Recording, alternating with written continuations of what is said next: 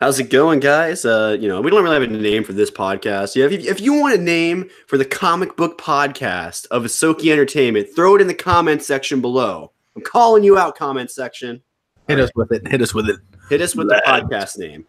With some ones that were thrown out were like Comicast or like Comic. I almost thought BE Comics would make sense. We're an entertainment channel. You guys get it anyway. Yeah. So in the title, this is the review for Captain Marvel / we're gonna go into some Endgame stuff at the end, but oh, there goes the headphones. But anyway, yeah. So let's jump in right away. So what I knew, and I knew this kind of coming into this movie, Charlie, because I saw kind of the way things had gone after the comments that were made by Brie Larson. I don't know how much you know about what she said, but let's just say she said some comments that some men took a little personally about, and I would say probably some other white people and just people in general took them very personally. And it kind of hurt. And now people are saying to boycott this movie. It's an unfortunate thing because, as we'll get into in the review portion of this, we both really, I assume you really enjoyed the movie. Just tell me what your thoughts are on the idea that this movie could potentially make less money because of some dumb things that were said, Yeah, it was kind of like it almost seemed like a response to the review bombing that happened before the movie was even released. It was kind of just, it's like, I don't know. The way I see it, a lot of people that are having issues with this movie kind of had issues with Black Panther. For different reasons. You see what I'm saying? So it's like, no. I know exactly what you're saying. Yeah, it's like, I don't know. It's because they're different in that way. It is. You're saying these are the kinds of people that would never wear a shirt like this, Charlie? Yes. Okay. They might not wear the Villain Club either. Who knows? Hey. No, they would definitely not like us. But imagine we had two of us walk into a bar with these shirts on. No. Yeah. So So I mean, my personal thoughts on the whole situation is it's really unfortunate. It could have been, and I think this movie was tracking way higher than what they're tracking it at now. Just because the hype was built so much for this movie, because even though I don't think the first trailer necessarily did it for everybody, by the time we got to this close to release for this movie, I know a lot of people were at least interested in seeing it a lot more than were before. And obviously until this whole situation happened. And I don't want to try and comment on any of the things that were said or the reasons why people are upset, but I do think it is very reflective of where we are as society at this point, that though the world may be ready to move on from some of the past, clearly some places are not. And and it's not a negative, it's not even a dig anymore. Almost, it's almost like we all know where we're at, we just gotta accept it anyway. Controversy aside, let's actually get into this movie, Charlie. I really enjoyed this movie. So same. Just like and at the end of this segment, we'll go to we'll give scores. I gave my brief initial score on Twitter earlier, but I'll still talk about it here as well. But actually didn't see that, so you'll be able to hear it here. You'll hear it here first, exclusive. Except it's not exclusive for you that have followed me on Twitter. But, yeah. So initial thoughts from me.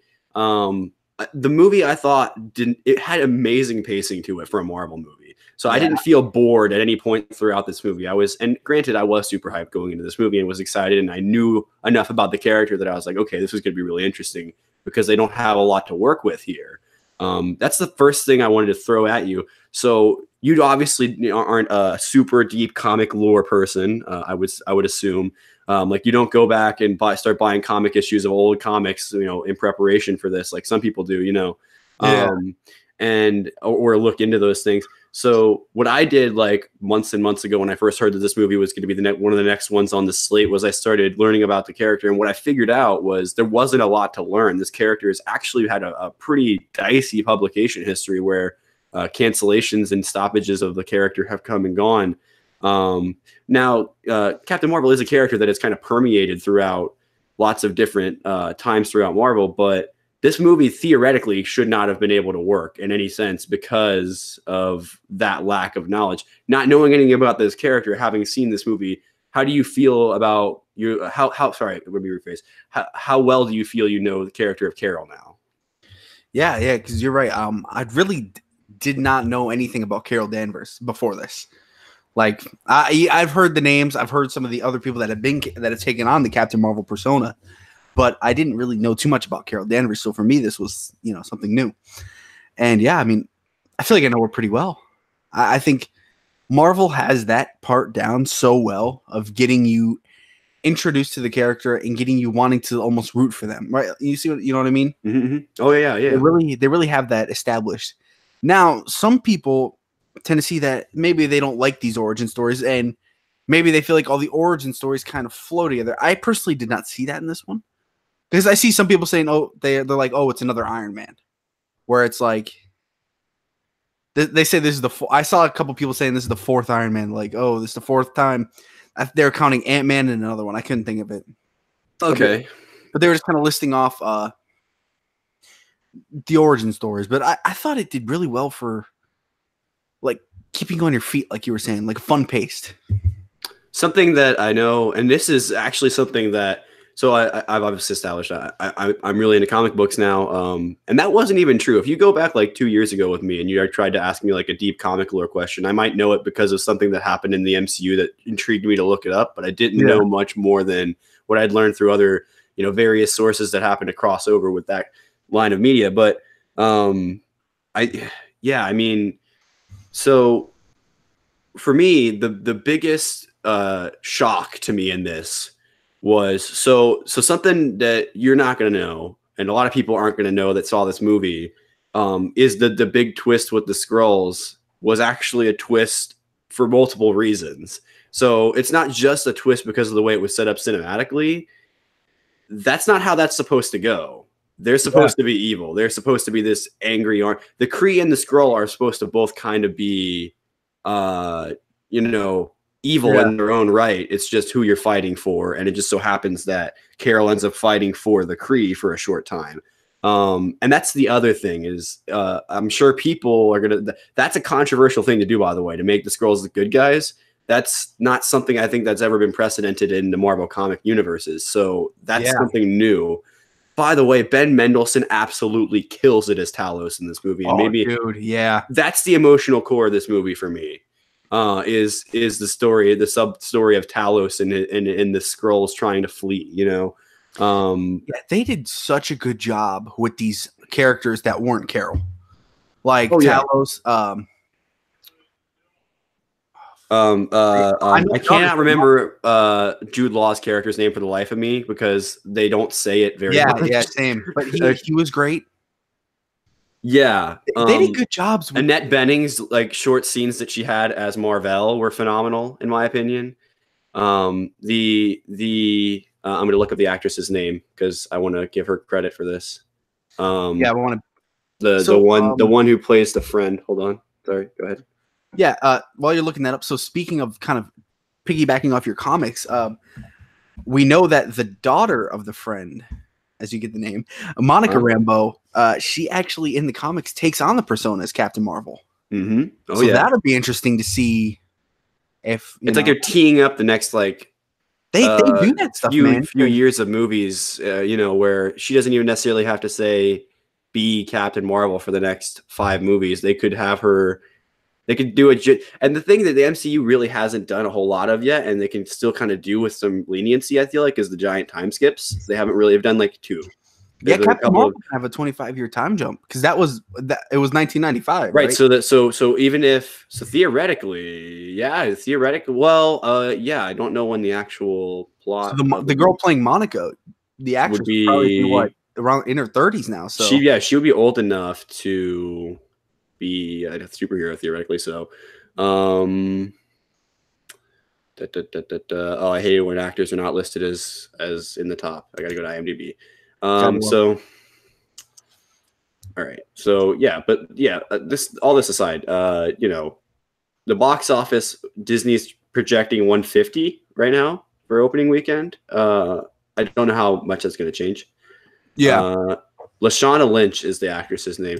There is a scene in this movie that is probably my favorite MCU, and this is bold statement, one of my favorite MCU scenes, maybe one of my favorite straight up uplifting scenes, period. The scene where Carol just finds out everything about this being betrayed by the Kree and them not telling her everything, and yeah, and she tells her, no, you have to do this. You are strong. You're this. I don't remember the exact lines, but there were some lines in there where they just emotionally resonated with me because, everybody in their life has had struggles at one point where they felt like they couldn't do something or they weren't adequate enough or whatever. And in all of that moment, you can say that maybe there wasn't enough time in the movie for them to really show the relationship that they had. In that moment, you'd know everything about how she felt about Carol before she became Veers or whatever for forever. That's very true. Yeah, everything about that relationship is in that moment, because that's a real friend right there that can say all those things about you and that knows you that well. Yeah. So do you have, and I don't know if you can just think of one off the top of your head, but I know I can. Do you have a favorite moment throughout the whole movie?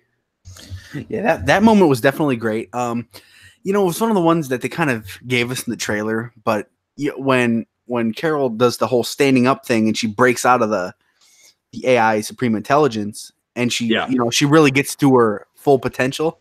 I thought that was a great scene too. But they kind of gave it to us in the trailers. So, but yeah. In the trailers, they kind of did show that she was going to have her full binary power set. And that's because I think if they didn't do that, because it's like the problem is if you limit her powers permanently. Like my thought when I first saw that thing on her neck, I was like, that's going to be something she doesn't realize is there until like well after Endgame. So it's going to be, she's going to be neutralized for this fight. So it's not going to be her or something.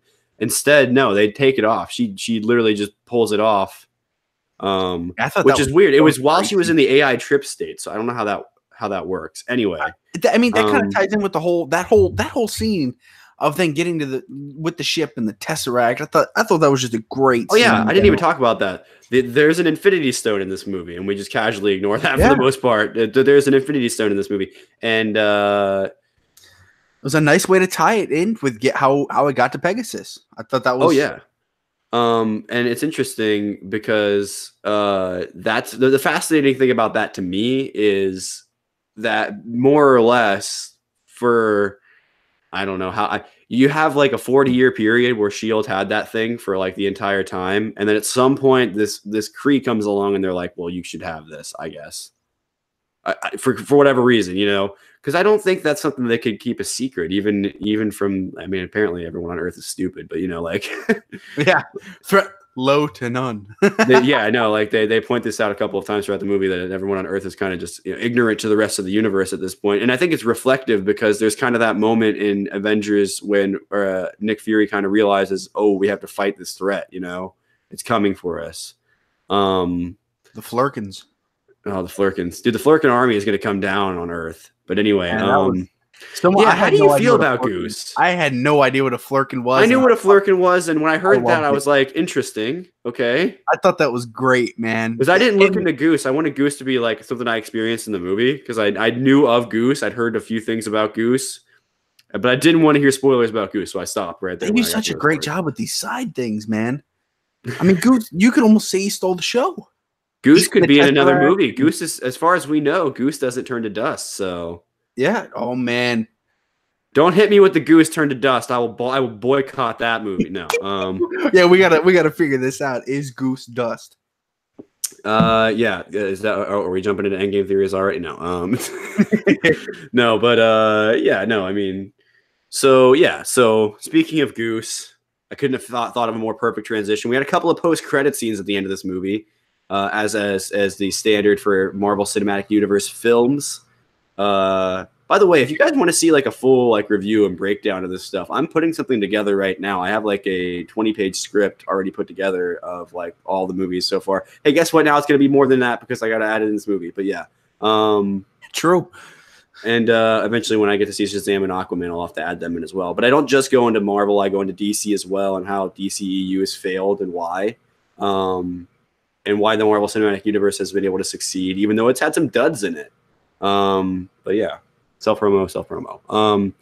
But yeah, let's get to the post credit scene. So we'll talk about the one that I didn't really care for first, because I don't really want to spend a whole lot of time on this one because it was there and it was fun. If they hadn't just done 2 gags with Goose with the same exact thing, like within the last 20 minutes or 30 minutes of the movie, I probably would not have cared.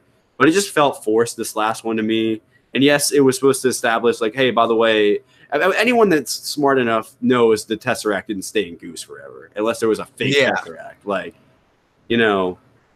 So, I think it did cover the fact of, though, how it got out of him, I guess, how they got it again. I think the idea was supposed to say that Goose could show back up because he was still in Fury's office, so he's still around, or he could still be around.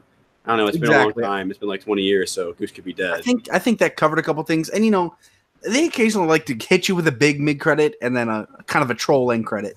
Oh no, yeah, no, Ant-Man does like a couple of scenes in the credits where it's like that, but the Ant playing drums.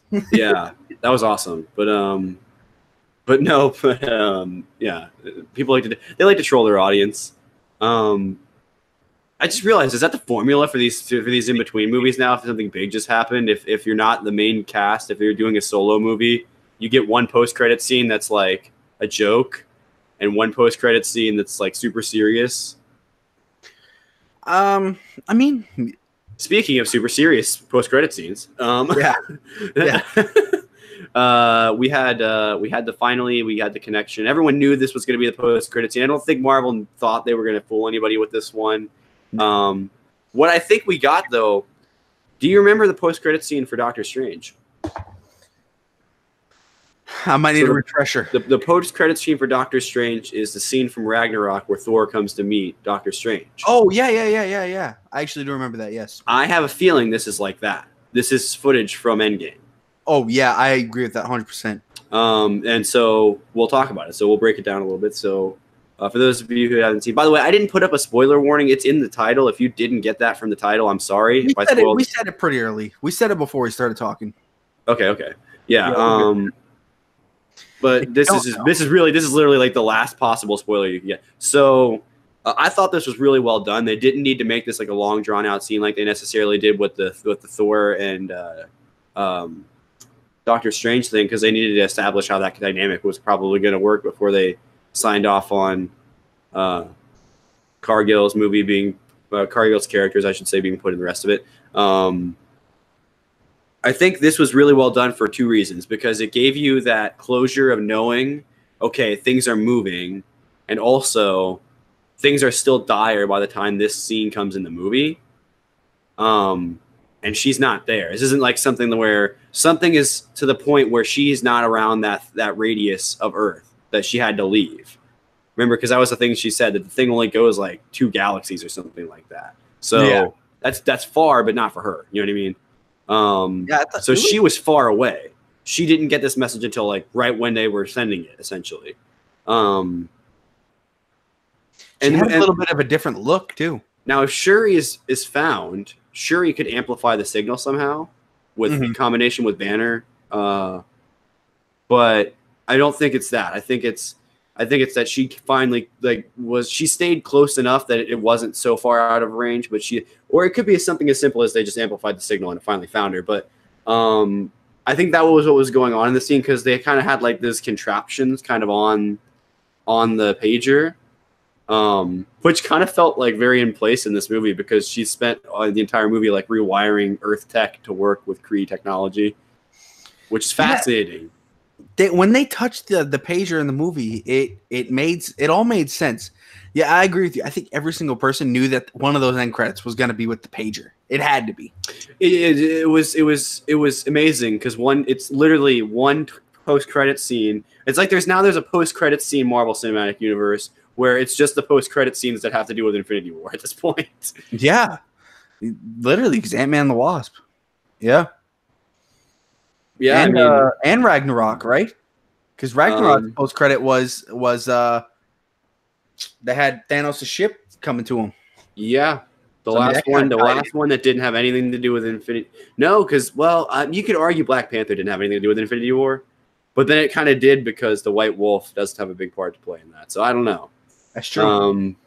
but that's all. That's also that. So anyway, but yeah, man, that's a great theory. The post credit scenes actually take place in an alternate timeline. No, and it doesn't actually tie anything together here. It's all been lies. Um, Lies. Everyone's a Skrull. So yeah, that's the one thing I will say about the whole Skrull thing that really disappointed me. Is that we'll never probably get to see Secret Wars because of that. Did you think the Skrulls looked weak? I think they didn't look powerful. Okay. I think they looked like guerrilla fighters that didn't really have. I have a feeling these weren't the Skrulls. I have a feeling it's going to be like with the Kree, how there's Krees off world that aren't kind of like part of the whole resistance thing. Yeah. Ronan had a small part in this movie as well that I thought was interesting.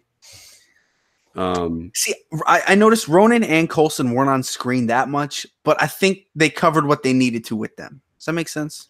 Coulson, yeah, I didn't expect Coulson to get a big role in this. As much as I love the actor, I knew they weren't going to give him much because they gave him a whole TV show. You know, they don't need to give him anything else. Literally, yes, yeah. So, you know, and they gave him like the biggest death in the MCU, pretty much. Oh, dude, I can't believe we didn't talk about this. The Stan Lee at the beginning, man. I was avoiding talking about this because I saw that there was controversy online about this. Really? Oh yeah, people were saying it's raising questions. Do you think that this is going to be the? I think when they said he recorded a bunch of stuff for if he did die, I think this is what they meant. Okay. So he doesn't have to say anything. He doesn't have to be like a line where he has to actually put some acting ability into it. It's just something simple like that where he just happened to be on the train and he was like, "Oh hey, it's my titular character," you know. Yeah, I like the little nod that. And she looks at him like, "Oh hey," you know. Yeah, those are like those little things for the fans and all that. I like that. Oh yeah, I mean, and by the way, the opening Marvel logo swerve was amazing. It got a clap in my theater. Yeah, same actually. Yeah. Yeah, it was, and it was like, you know, thank you, Stan, or whatever. Yeah, that was a really nice moment that I'll probably remember forever. That and that for me was on par with when everyone started screaming in my theater for Infinity War at the end. But yeah, we had a really big pop for Ant-Man when the dust happened. Yeah. Everyone was like, "Oh, it was a good." Yeah, because that was a good swerve because everyone expected Hope to dust because the romance, but like tragic romance. But I'm just gonna go ahead and say we're in Endgame theories at this point. By the way, because we kind of been skating on it anyway. Yeah.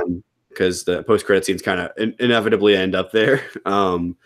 So, but yeah, it was interesting because everyone thought Hope was for sure going to dust because of the love story, because everyone figures they're going to tie that all finally together in the new Ant-Man. By the way, before we move anything, I saw Ant-Man and the Wasp not long ago, and I'll talk about this more in my huge review of all the movies, but I thought it was really interesting how they took Hope's character, which I didn't think was very dynamic in the first movie, and they made her like really quirky and likable in the second movie. Yeah. I thought she like stole that movie. Like I thought Paul Rudd was phoning it in, and she was just like, "Yeah, I'm taking this movie. Make me the new, Ant-Man lead." You know, I was like, I'd watch a Wasp trilogy, whatever. You know, if he died or something at some point, which I'm sure he will, because Paul Rudd's not going to want to be held down forever on this franchise, just like everybody else. Yeah, I think it's great too that they have all these actors that they can pull from that not necessarily are leads, but could be lead characters if it came to it. Like no one expected like the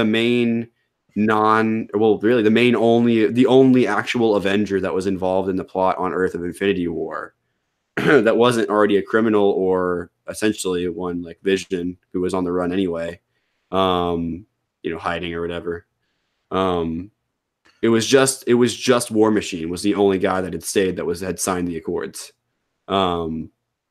And that was a guy that was literally the supporting actor that was replacing the other supporting actor in the Iron Man franchise. You know what I mean? And now he's one of the top characters because everyone knows. So, I would love to see something like that. I would love to see something like that with if they tried to introduce a character like Kamala Khan and we could get a Miss Marvel along with our Captain Marvel, there's all kinds of stuff they can pull from. I mean, that's the great thing about the MCU is that it's not limited by what other like movie series and television series even are limited by, which is as far as anybody's concerned, it's not going anywhere anytime soon. Even though I have heard rumors that they're going to take a break after these next few movies. I think after Spider-Man was when I heard, which I saw a trailer for that theatrically today. It looks awesome. Doesn't it, man? Yeah. The theatrical trailer revealed some extra stuff that was cool. But yeah, I mean, no, like for real. By the way, of all the movies, I mean, I wanted to see Captain Marvel. I hyped that up. I really wanted to see what happens after Infinity War. But dude, I just love Spider-Man, you know, and that's never going to change. Same, man. That's the guy right there. So yeah, so okay. So since we're talking about all these characters that are like dead or could be dead, who do you have anyone you pegging is definitely is going to die in Endgame? Because a lot of people seem to think there's no way that because all these inconsequential deaths that happened in Infinity War that everyone's so sure that are not going to come back, are going to come back in some way or another. Yeah, I mean, I think this all depends on how they do it. Because if you go off the Spider-Man trailer, I mean, again, we don't know if they're tweaking anything or whatnot, but it almost has this feeling of everyone just moving on in their life. So maybe no one even knows anything happened and no one dies. I think that's definitely a possibility. That would really annoy some people, I have a feeling. Personally, to me, that's not what I want to see. But if that's the route they go, maybe it's one of those things where it's like everyone's kind of just not, you know, maybe they're just not discussing it. Maybe only the heroes know what really happened. But if we're picking people that bite the dust, I mean, well, that's been discussed. That would these people actually remember what happened? excuse me, to them if they got brought back? Because those memories, the memory of them dying, shouldn't exist if it was the last thing that happened, right? So yeah. And if you remember correctly, the Time Stone, if they used the Time Stone to bring them back like they did Division, he realized what was happening in the moment because he saw the Time Stone being used. If that Time Stone hadn't been obvious to him, because you know it does the thing or whatever, he probably would have just assumed that she couldn't do it. You know, that was established to show you that if you use the Time Stone to do that, that person's not necessarily going to know. It's not necessarily going to like they're not reforming. You're not making a new copy of that person. You're just rewinding time in the molecules that exploded out of Vision are literally reconstituting themselves. So, which makes things really interesting when you have a character like Wolverine who literally already regenerates. I wonder what would happen there. But anyway, yeah, it's going to be very interesting how they Thanos versus Wolverine. Yeah, just snapping over and over again. How they play this off is going to be very interesting, to say the least. So yeah, I mean, I think definite deaths are guaranteed. I don't know who. But because the thing is, you have the 5 original cast, 2 of which have discussed they didn't want to be involved a couple of years ago, and some of which are very getting up there in age. You know, like Robert Downey Jr., who might just want to be done with acting all together because you kind of chew about and this is the case I always make for why Robert Downey Jr. could just decide to check out in any of these movies. I'm sure he's made enough money off this franchise at this point. If he hasn't, I mean, I can't see how he wouldn't, but he could somehow figure out a way to make some money, I'm sure. Yeah. Based on purely what he got from this alone. But he got chewed up and spit out by the Hollywood system, despite being a pretty brilliant actor. And granted, he had some problems, but he was a pretty brilliant actor. And it didn't matter. And then eventually this gave him, no one would take any chances on RDJ. And then all of a sudden, Kevin Feige comes along and says, hey, here's an Iron Man, take it and run with it. And then it becomes one of the biggest comic book movies, if not the biggest comic book movie of all time. I would argue it's probably the biggest just in purely because it created the MCU. Yeah, absolutely. People would probably argue the old Superman movies, the Christopher Reeve Superman movies that kind of kicked off the whole genre in a lot of ways. Yeah. But, then you could be like, what about Adam West's Batman? And whatever, Yeah, people are like screaming at me in the comments, like, stop talking about DC. It's a Marvel review. No, but I definitely think Iron Man is up on the block. I think Chris Evans has expressed interest in leaving, as has Chris Hemsworth. I don't think Thor's going to die because I think I think his interest in leaving had more to do with the character wasn't going anywhere. Okay. And when Taika Waititi came in and kind of changed that, I think he's fine with that now. But I'm not sure. He could be still wanting to be done. There's only so much you can do with a character like Thor anyway. Yeah. Well, see, I got one for you. Do you think Thanos dies? No. Okay. I mean, and I'll go into why in a second. But because, well, this is comic spoilers, people. He doesn't in the comics. So generally, I mean, we've seen them go from different things. So, well, the thing is, in no variation of Infinity does he ever die because they don't. Because the thing is about Thanos is you can't really. How are you going to kill the ultimate? Like, so again, I'm going to jump into DC for a second. So, the Green Lanterns get their lantern rings are powered by the actual embodiment of willpower in the universe of DC.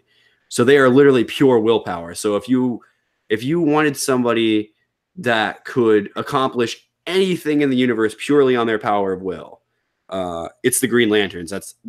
Thanos would be an amazing Green Lantern. That's literally what Thanos. You cannot stop him. It was established in Infinity War. That is the Thanos we're getting. Is the unstoppable version of Thanos. You cannot. There's a reason why, and this is Marcus and McFeely went into this in an interview. There is a reason why no one else has collected all 6 Infinity Stones. It's not because you can't. It's not because no one else thought of this first. I'm sure plenty of people stared into the Infinity Well in the Marvel comic universe before it kicked off this whole thing.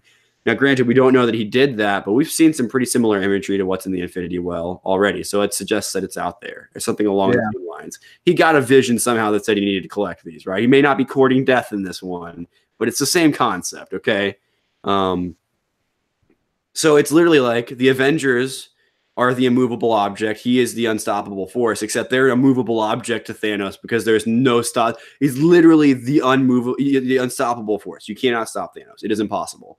The only way to stop Thanos is to I think there's one way where they literally delete his mind and he's essentially in a coma. And that's fine. And that's fine, but that doesn't permanently work. And that's another alternate timeline, I think, that doesn't stay like there are versions of Thanos that have like all of the powers of the universe. There are versions of Thanos that have like other great powers. There's versions of Thanos that don't have the Infinity Stones but have the ultimate nullifier, which is essentially the ultimate nullifier is basically, if I remember it correctly, is essentially this concept where like whoever has got the most power in the universe can wield it and essentially do like I forget what the number is, whatever it is times the amount of damage that they could have ever output. And the ultimate nullifier is essentially a nuke on the universe. Yeah, makes sense.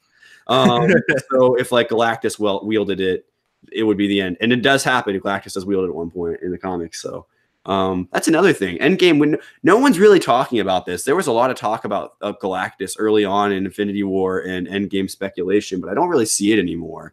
Do you know anything about the character of Galactus, Charlie? A little bit here and there. Okay.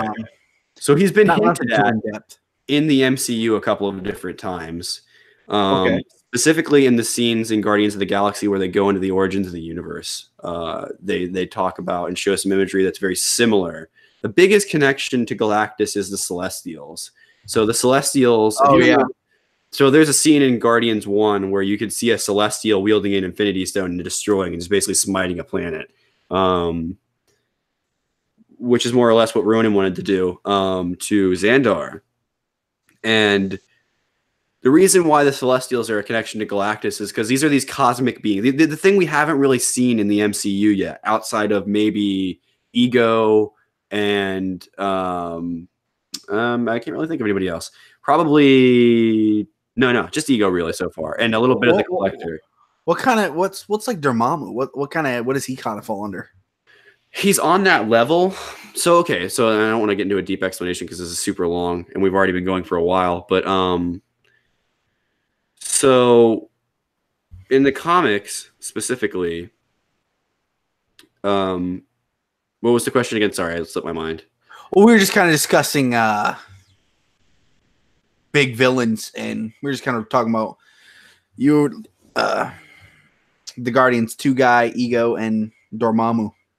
Oh, okay. So in the Marvel universe, there's like different level of what you would call. So like Thor's a god. God. But then Ego is a god, but he's actually calls himself a celestial, and which he's not, trust me. And he's more like the gardener.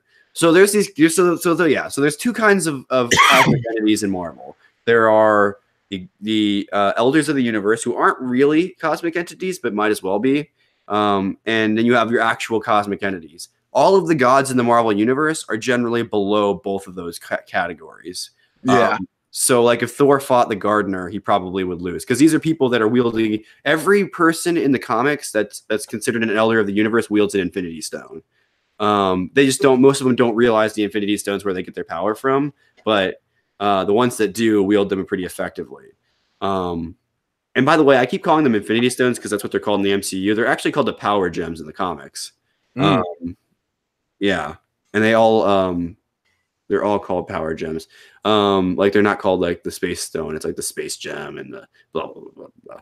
And the colors are different, but who cares? This isn't the comics. This is about the movies. So yeah, so it's kind of a hierarchy of gods in the Marvel universe, and above your celestials and your egos and your elders of the universe, you have the actual cosmic entities, which Galactus is one of, essentially. You also have characters like the One Above All, who is essentially God in the Marvel universe, and different variations like that. So where these characters fall in terms of power is kind of relative in the MCU, because everyone's way less powerful than they ever are in the comics, because you can't really do that scale of power where we get so cartoony so fast. Like if Thor ever really summoned like any of his actual power, it would never be a need for any of the other Avengers. Like after Odin dies, he's supposed to become the supreme power for a non-god in the universe. It's not like an actual like, because the things in the I'm going too long on this. The things about the cosmic entities, they are representations of like abstract concepts. So one of them is eternity.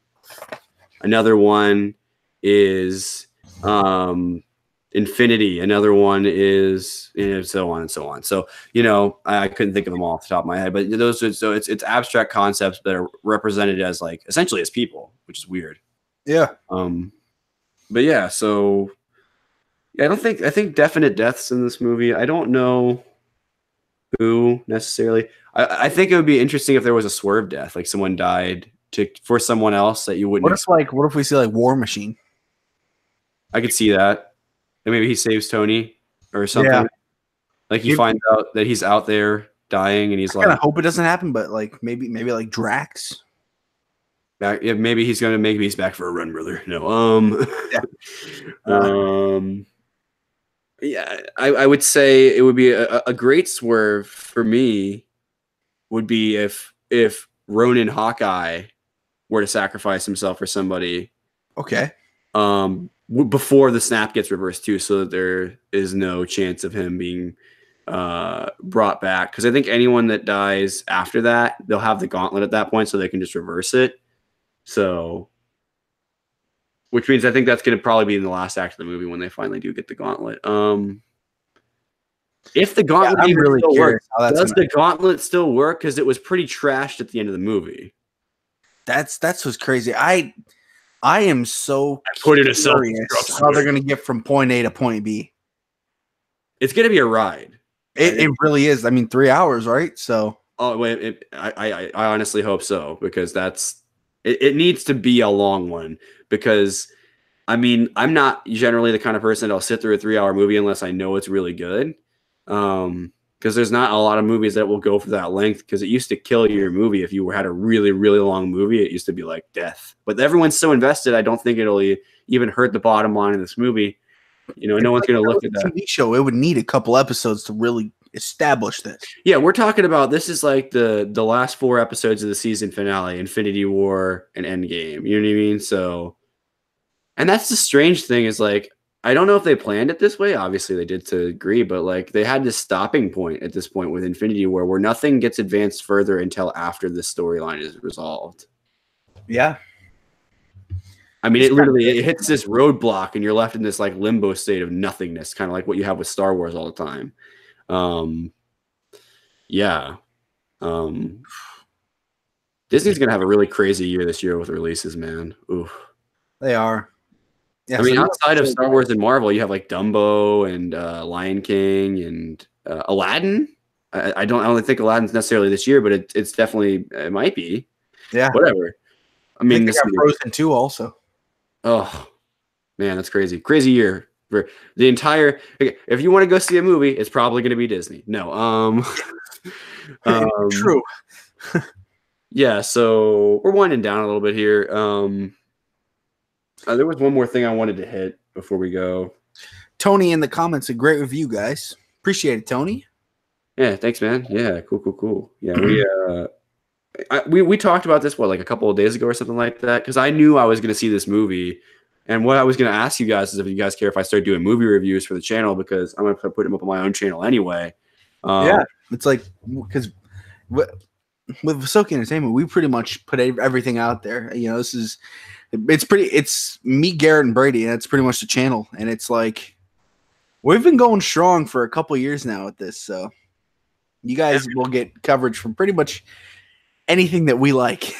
Yeah, which we haven't really done. It's interesting because there's the Big Brother stuff, which is only some parts of the year, and then you also have wrestling, which doesn't really have breaks in it. So it's the complete opposite ends of the spectrum. Now that we have films, it's not quite as frequent, but you'll see these reviews go up every now and then. Should we tell them when we'll be back? If anyone's still. We'll wait till after this last little topic. So I did want to hit this. So do we think, specifically, do you, Charlie, think that that after the events of Civil War, where Tony essentially found out that Cap was lying to him about knowing whether or not Bucky killed his parents, spoilers for Civil War, do we think that they'll ever get over that? Because it looked like, even though he was in the wrong, Cap looked pretty offended that Tony didn't just accept it. Yeah, man, I don't know if I don't know. He ended up. God, you got to think they will, right? In this movie, if they get reunited, you got to think something's gonna bring them together again. Yeah, well, I think the thing that's gonna bring them together again will be Thanos. Because the thing in the comics is there's this great sequence where like a lot of the MCU, a lot of the Marvel Universe villains join up, and they're like, they don't even know that no one puts out to the villains that these people are all going to fight Thanos, but all these people just start showing up, and they're like, oh yeah, we're normally villains, but we understand that this is a threat that's beyond all of us, And I think even some villains die in that storyline. So like, it's this weird blurring of the lines that Thanos kind of brings to the comic universe. Where is it a hero? Is it a villain? Civil War does the same thing, where some heroes, some villains, the Thunderbolts became real popular because of Civil War, God, it would be so awesome if we could get a Thunderbolts movie. Oh my goodness. Dude, all you have to do is set up one movie with Green Goblin with the Spider-Man series and then just have it spin off. And then you have Thunderbolts. Dude, I'm telling you. Oh, that'd be a great series of movies. Anyway, I don't think a lot of people even know who the Thunderbolts are. Great villain team of heroes, though, if that makes any sense to people. But no, like, yeah, I mean, I think they'll reconcile in some way or another. I don't think that it'll be like, hey, we're friends again. It'll be like, hey, we're all going to die if we don't work together. So, and then maybe there'll be something after the fact where they actually address it. Because I'm assuming they're not going to be separated like they were by planets for a while. So they're going to have to be able to live with each other, at least to a small degree. And it's interesting because you don't know what's going to happen. Like, what's going to happen with the Accords, because the argument will be made by people on Earth that they could have prevented this if they had been able to act on their own rather than waiting for the go ahead, because what is Don Cheadle? What is War Machine doing when all this is popping off? Nothing, Yeah. I mean, I kind of get this vibe of this is the last movie of that generation. It's almost like we're going into a new generation. Yeah. With your leaders kind of being Captain Marvel, Spider-Man, and like Black Panther, pretty much, So you kind of get this feeling, and Doctor Strange, of course, that we're really moving into a new thing. So, and interestingly, I think Bucky is slowly becoming Cap. I'm so down with that. Or what if it's Falcon? It could be Falcon. It would make sense if it was Tie that Falcon. in. Do you think it could happen with this movie? But the problem is, I don't think they want to do Captain Falcon yet, because that's one of those things that they could do with the West Coast Avengers. You know, it's like where they're like, "Hey, we need somebody that's going to be like Cap out here or something like that, because we need a good leader." And Falcon's like, "I'll go." You know, I like California. Yeah, we know Disney Plus is doing. That's Falcon what I'm saying. and the Winter Soldier. So it literally will be one of them. That's essentially what they're teeing up for you with Infinity War, is saying, "Hey, we're telling you about this series, so you know someone's picking up the shield." It may not be because remember, he dropped the shield without having to die, so he's no longer Cap. He's just Steve Rogers now, you know. Maybe not the Drifter. What is it? Something along those lines. What if it's like a really emotional moment and Steve's about to croak in this movie, and you see him kind of hand over the Captain America reins to Bucky? Well, the thing is, I think what will happen is Cap will die like halfway through this movie. And because we don't know what happened to the shield after Civil War, we presumably Tony out of anger just took it with him. That whoever is still like around, because I'm assuming, no, they're both dead. Yeah, after they get brought back, maybe he hands over the shield to one of them and be like, "Hey, he's not around anymore, but he'd want you to have this," or something like that. I wonder if Ant-Man's going to become like a. He's going to become one of the probably main 5. I wouldn't say he's going to rise any higher than that, because his unfortunately his standalone movies haven't done enough for people on their own. A lot of times, it sucks because I really enjoyed both Ant-Man movies, but I also recognize that they have a lot of flaws. And that first, I really think the big 3 is going to be Captain Marvel, Spider-Man, and Black Panther. Yeah, and maybe Ant-Man, and I'm trying to think who their next person will be. Doctor Strange, probably. I mean, that's a good Avengers team right there. I'm not gonna lie. Yeah, and then you incorporate in the side people with that, and that's you can keep I don't know, Black Widow, Hawkeye if he survives, and Winter Soldier, and I get a new Captain America and him, and then you can Hulk, because you always have to have a Hulk. Although I heard some comments. I guess a production chief at Marvel Studios said that they're looking at potentially introducing a gay character into the MCU at some point. Or that at least they think the world's ready for it. I don't think that means they're necessarily moving on that, but and there is a Hulk character called Hulkling that has also got a relationship with a wizard character called Wiccan who trains under Doctor Strange. So I'm just saying it could happen.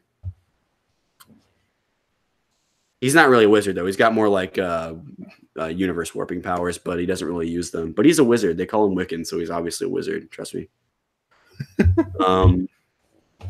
Yeah. Yeah, we are winding down here. I don't really have I'm trying to think of other things to talk about that we haven't hit. A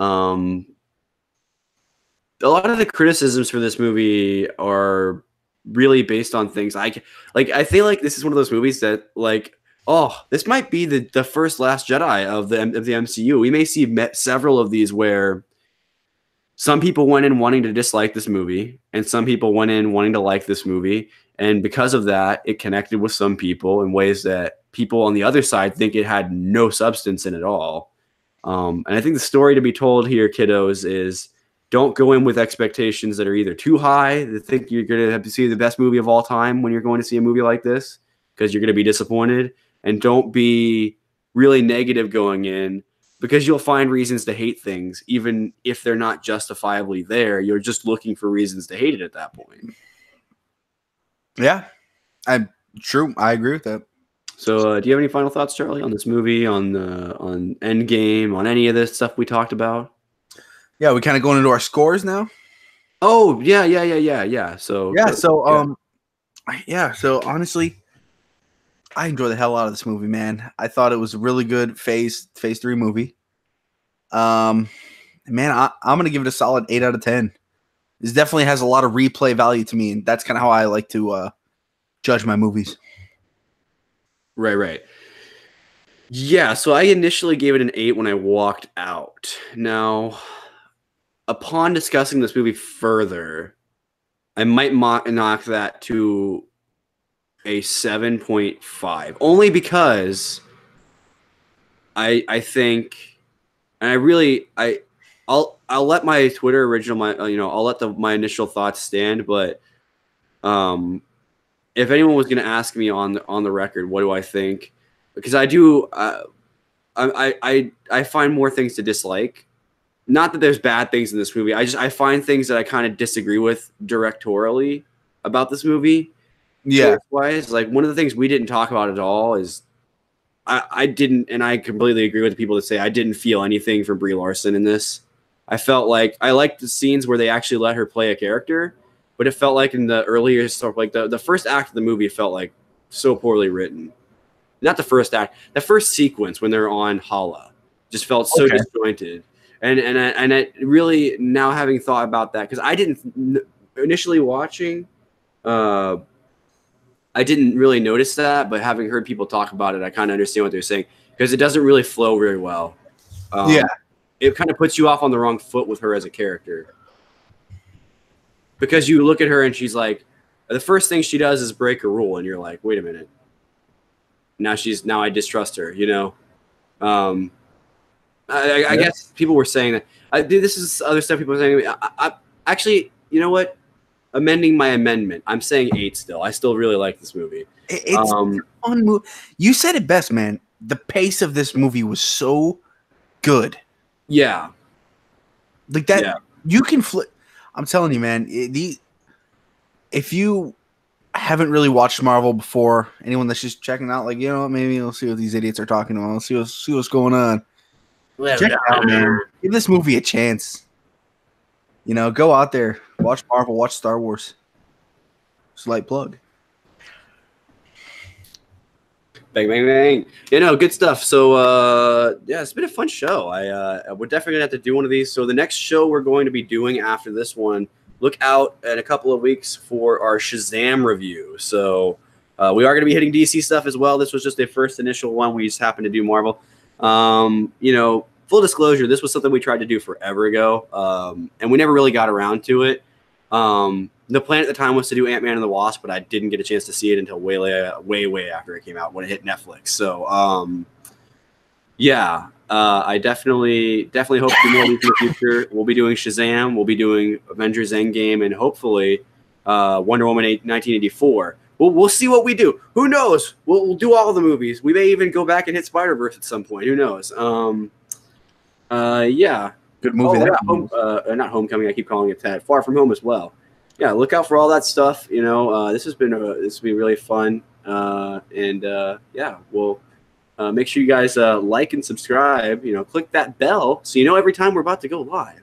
Ding! That little ding. All right. Yeah, we'll see you guys next time.